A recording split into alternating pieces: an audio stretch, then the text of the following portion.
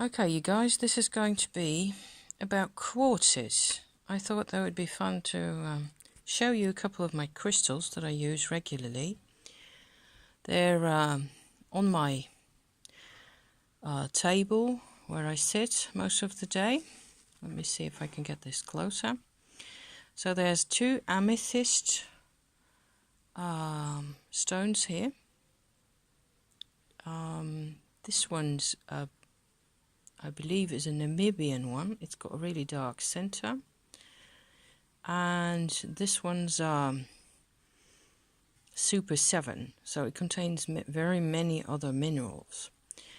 And these are mostly, rock crystal type quartzes. Like this is just a pretty natural crystal, rock crystal, the way it comes out of the earth, okay? And these two are called Magdalene quartzes, and they feel rather different. And as much as I love rock crystal, this one has got tiny filaments of iron in it, in each of them, and they have an effect on the effect you can get from the stone, okay? These two, the amethysts, have got lots of iron, okay? This one has other type minerals within it, as well as iron. It's a desirite. It's called desirite. It's a grounding stone. It's really lovely to use, very warming as well. And on this side, I've got several more, which are actually still variations on the theme of quartz with iron in it in various proportions. This one is what they call elestial. So it's got a layer of smoky quartz on the top of probably just clear crystal right there. It doesn't really very clear because it's a matrix, right? So the crystalline surface is on the outside. It has at some point melted again, and a layer of the substance that makes the smoky quartz has crystallized over the top of it. So you get this what's it called, like crocodile skin type pattern on the outside. Those are really interesting as well.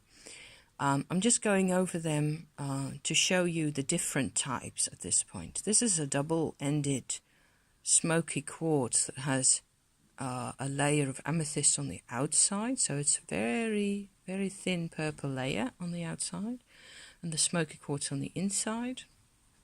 It's a grounding type stone as well. And this is a really special type. It's a witch's finger. It's a type of quartz crystal that has one or several of a whole family of minerals within it. So there are tiny crystals of all sorts of types inside it. And it has yet another effect on the way I feel. This one's my husband's. I've got several more of these, and they're all different. However, there's some things that I can say about the effect of the use of these crystals. You could say I use these on this side. I use for cleansing purposes, getting what I call a bit more light in my system. So getting the channels, the meridians to open up a bit more, to be a bit more grounded, and or also to be more open to processing affection and emotions. I think this is really, the Mary Magdalene quartz is really very helpful. It's like it gives you a sense of that it's going to be all right, and you're going to be free again to, be yourself and be a human being with a heart. It's really a very beautiful type feeling or energy that you can get from this stone. And the elestial does that as well, except it is different depending on how much smoky quartz there is on it. It's sterner. It tends to push the light, what I call the light, into your system, whether you want to or not. So sometimes I sit and think that's enough right there. So I have to do some of the work myself, right? I can open myself up to this. It is a beautiful tool.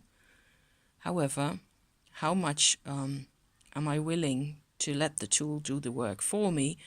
And the moment I put the tool away again, I'm still back with myself, right? I'm still left without, so I cannot afford to depend on the tools too much. There you go.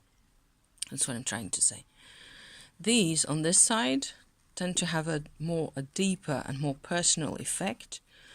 The Super 7 is a very strong cleanser as well. So always remember, when you use these, any of these, for a longer period of time, anything over 10 minutes, drink a lot of extra water.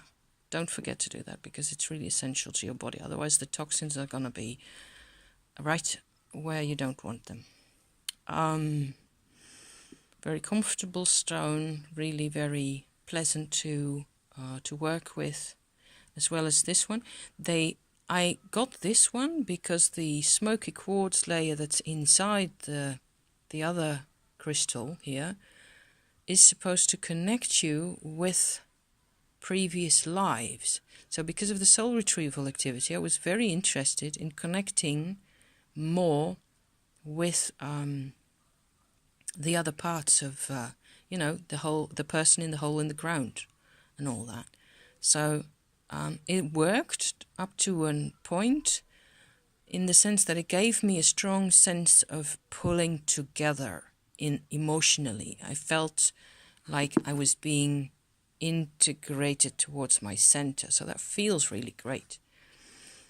And finally, the witch's finger crystals have helped me. I have one like this one, which I have worn for several months on in a stretch, and they what they tend to do for me is they give me a lot of strength. So it's like workout, it's like training really hard. It can be quite demanding to wear such a stone. The witch's finger is the only one, apart from maybe the Super 7, that is actually rather demanding to wear. So if you're wearing them, you have to sort of realize that at some point you're going to be exhausted. Okay, there you go. I thought that might be fun. I will go and call back my husband now because he's been phoning. So I hope you enjoy that. Thank you so much for watching. Bye bye for now.